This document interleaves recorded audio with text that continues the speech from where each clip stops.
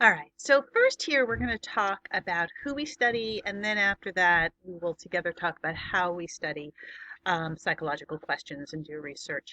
But the who and the choosing who we study is a really important starting point, and I think we don't think about that enough in everyday life. When we think about when we hear studies reported to us, we don't always think about um, who did they study and did that group of people they studied lead to accurate information. So there's a couple of words here that hopefully you remember from the reading. The first is the idea of a population, and a population is every person who fits the definition of who the researcher wants to study. And the researcher really gets to define the population when he or she sets the research question, when they state the research question or the hypothesis. And so the two examples I have here on this slide, right, show that how we word a question affects the population. So if we want to look at the effect of study habits on college grades, then we haven't restricted that in any way, and the population would be all college students. But if I want to look at the effect of study habits on grades at NVCC, now I'm only looking at NVCC students, right? And so the population changes. But the population is just our starting point because we almost never study the whole population. Often it's too many people. Even if I wanted to answer that question about NVCC study habits and grades, I'm not going to study every person who is a student at NVCC. First of all, there's too many of them, but also not all of them will agree to be in my study. And so instead I make efforts to get a group of people who will be in my study, and we call that group the sample. The sample is the group of people that we actually study to answer a research question. And samples have to have certain attributes if they're going to answer our question accurately, which is our goal. And so what we want always is a representative sample. And a representative sample means that your sample reflects all of the characteristics of the population. And so a representative sample isn't equal numbers of different kinds of people. It's the same proportions of different kinds of people as you would find in the population. So if your population is 40% men and 60% women, then you want a sample that is 40% men and 60% women because it needs to reflect that. And we're going to talk more about this in just a moment. The reason we want a representative sample is that we want to be able to say, not only did I, so this is what I found, and not only is it true of my sample, which is great, but more meaningfully, because I had a representative sample, I can assume that this is true about the population. And really, it's the population that we're interested in, right? We're not just interested in the 100 people you studied. We're interested in saying this is probably true for all people in the population, not just the 100 I studied. And then it's much more meaningful, right? So I'm imagining many of you have been to Costco. When my kids were growing up, it was the one place I could guarantee they wanted to come shopping with me because they would immediately abandon me at the door and go off in search of samples. And so if you've ever had samples of food at Costco or any other place for that matter, right, you already know what a sample is. And so the idea that we're talking about research shouldn't throw you.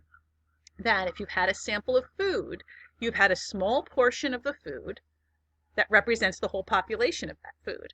If you've had a little piece of cheesecake at Costco, then you assume you have had a sample, right? A little piece that tells you what the whole cheesecake would taste like. And so imagine that you went into Costco and you got one of those little white cups of Chex Mix. And the picture I've chosen here, because I like it better, is I think it's called cheddar Chex Mix or cheesy Chex Mix. Right, so let's imagine you got a little white paper cup of cheesy Chex Mix.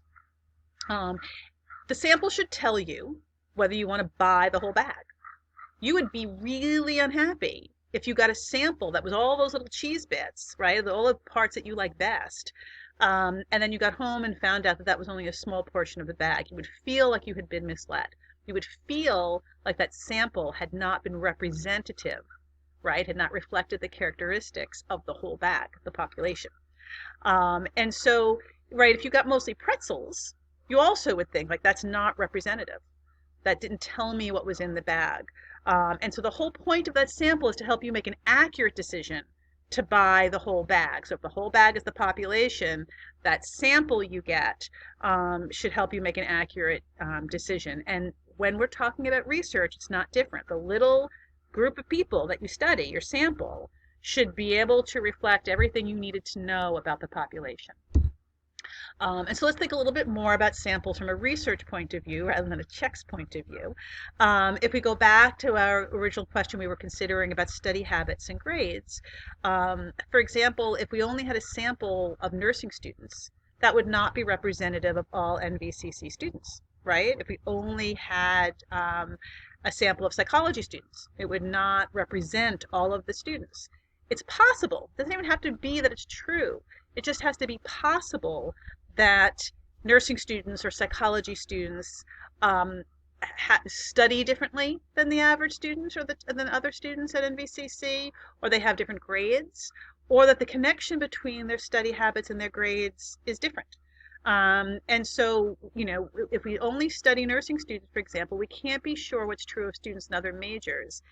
And therefore, we couldn't draw conclusions about students in other majors from our sample of only nursing students. And so instead, if we wanted to do this, we would need to make sure that our sample proportionately represented all of the majors and all the kinds of students at NVCC. So age and ethnicity and gender and major and all of those things, okay? And so you can start thinking about, why would ethnicity or race of a population be important to consider when choosing your sample? Are there research questions where the answers might, and again, it might is the operative term, might be different for different cultural groups or ethnic groups, right? So than others. And so if I only study white people, might the answer I get for any research question be different than if I study, people of color? And so, that becomes an important thing to consider. The same thing might be true if we can move away from demographics. Might be true that if we only study students with high GPAs at the college to see whether studying affects their grades, maybe the relationship at the high end of grades is different than the relationship at the low end of grades. It may tell us nothing about students who have B averages if we only study students with A averages. And so one of the things we can do, right, some of you might be aware that this is a census year and we're collecting census data. And if we look at old census data, it tells us a lot about the population, right? And so this is census data for Waterbury. So we'll open this up here. And so we could look at this census data for Waterbury. And if this is population data, it tells us exactly what we would need to construct to have a representative sample. And so this is for Waterbury. If I wanted a sample, right, a representative sample, then I can say, well, how many people in my sample should be over the age of 65 years? And I can go across here and say, well, if 13% of my population is over 65 years old, then if I'm doing a study of adults in Waterbury, 13% of my sample better be over 65 years old. If I wanted to know about what percentage of my sample, if I'm studying people in Waterbury, so let's say I wanted to know how happy people are living in Waterbury, I'd better make sure that 36.8% of my sample is Hispanic or Latino, because 36.8% of my population is, right? If I wanted to know how happy people were living in Waterbury, I might be interested, it might be important that my sample be representative of how many people own their own home. And it looks like 42% or so people in Waterbury, the population, own their own home. And they may tell me something different about how happy they are living in Waterbury than people who rent. They might give different answers to that. And so, right, 42% of my sample should also own their home. And so could be, very likely could be, that you have an open-ended question on exam 1 that asks you how to construct a sample based on some population data. Remember, you don't have to do any math. You just need to look at what are the percentages in the population and know that you need to replicate those percentages of characteristics in your sample as well. So to come back here, right, so you can look at that yourself and play with that idea and maybe ask some questions in our live discussion if you want. There's two ways of getting a representative sample. We can get a random sample or something called a stratified sample. And go back to our checks mix example, um, that, you know, when you get a checklist sample, one way of getting a representative sample to make sure everything, you know, that the bag is represented well, that you could shake the bag and then you could scoop, right? And you should, if that works effectively, have a random sample that is representative. That by chance you're going to get a sample that reflects all the characteristics of the whole bag. And if we were doing this with people, so that would be ideal that we could get a random sample, but sometimes we can't. So let's imagine with our Chex Mix that some pieces might be too heavy or heavier than others and fall to the bottom of the bag no matter how many times we shake it, and are less likely to get scooped up. Then we couldn't get a random sample. Instead, then we might have a stratified sample where the person in Costco makes sure that there's a certain number of each kind of piece from the Chex Mix in the sample so that you get a representative sample. And when we do that, we purposely construct the sample to represent the population. That's called a stratified sample. And we often have to use stratified samples with human beings because people can say no to being part of research. And the minute they say no, then it's not random anymore, right? It's not random. We can't just scoop. And so then I might look back at population data like we did with the Waterbury census and then deliberately construct it rather than trying to get that randomly. And that would be a stratified sample.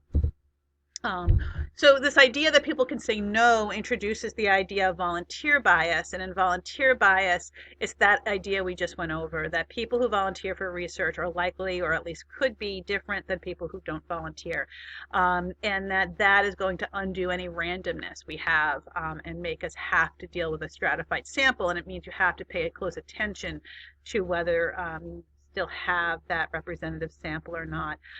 So the example I give here on the slide, the idea that students who are worried about their grades might volunteer for research on how to get better grades, would be an example of volunteer bias, that it's not just that you're not getting everyone, but in fact you're getting a skewed sample, a sample that is different in systematic ways, which is really problematic. So we're going to stop here, and in the next lecture we're going to pick up thinking about data collection methods and study design.